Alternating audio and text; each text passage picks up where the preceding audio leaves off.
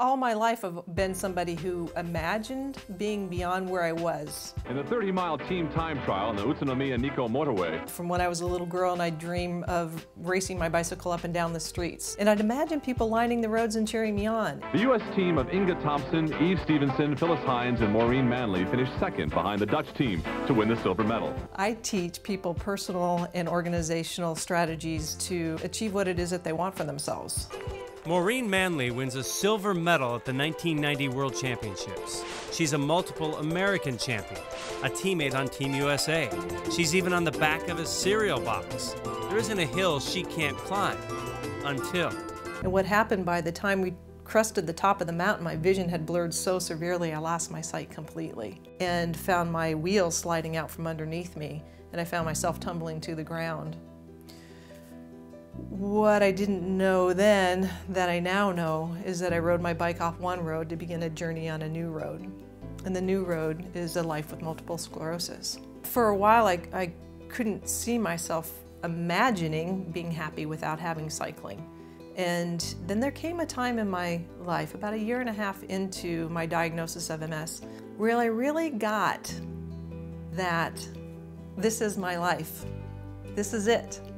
Blurred vision, wobbly legs and all, that this is my life. And it was at that point that I made the most powerful choice to live my life, to stop passively wishing and hoping I could get my cycling career back. That this was my life and I needed to move forward.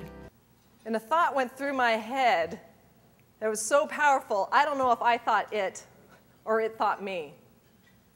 The thought was, focus on what you can see and not on what you can't.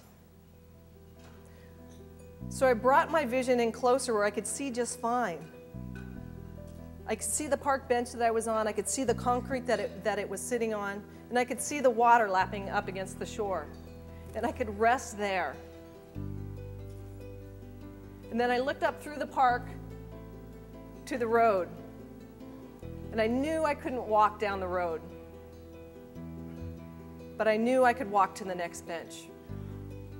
I knew I had a choice to move or not. And I made the choice to get up and move and walk to that next bench and sit and rest.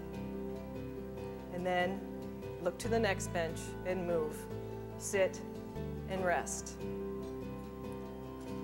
That was a threshold experience for me, one that would usher me out through the rest of my life.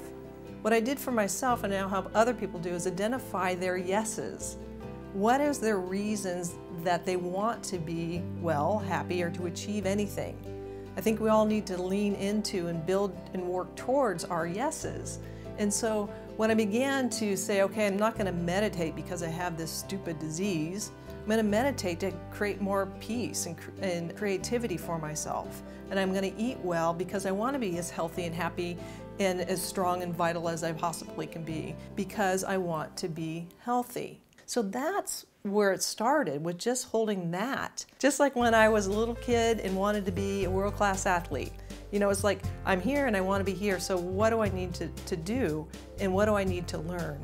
And then as I went to graduate school, I began to study more of the philosophies and the practices that I was learning about and then behaving myself. So the things like positive psychology and even psychology and the mind-body medicines and psychoneural immunology and how the whole body is interconnected and works together. The applied behavioral sciences. What are we finding that's successful that people are doing to be able to be causal in their lives?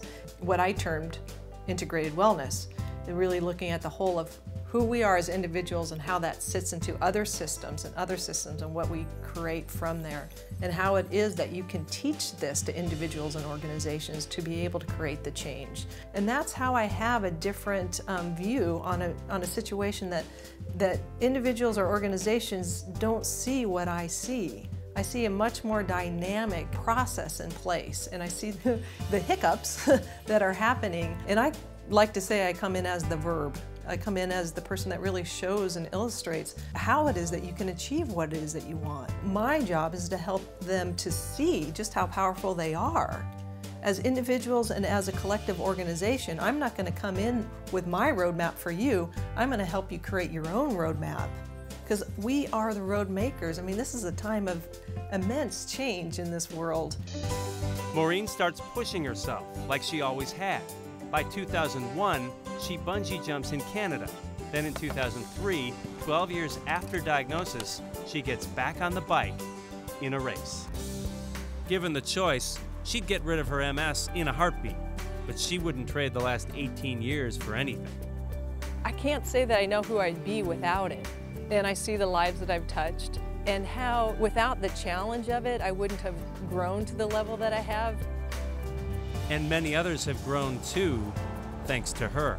One of my favorite quotes that I hear from people is, I never thought about it that way.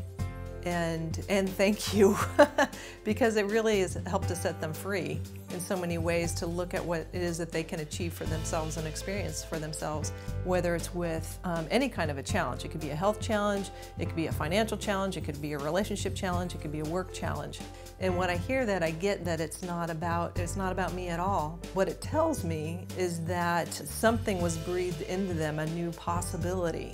And that's what I want to do, is illustrate possibilities. People go, wow, okay, I see where I've been getting in my own way and how it is that I can move past that. I don't share my story so you say, oh, good for you.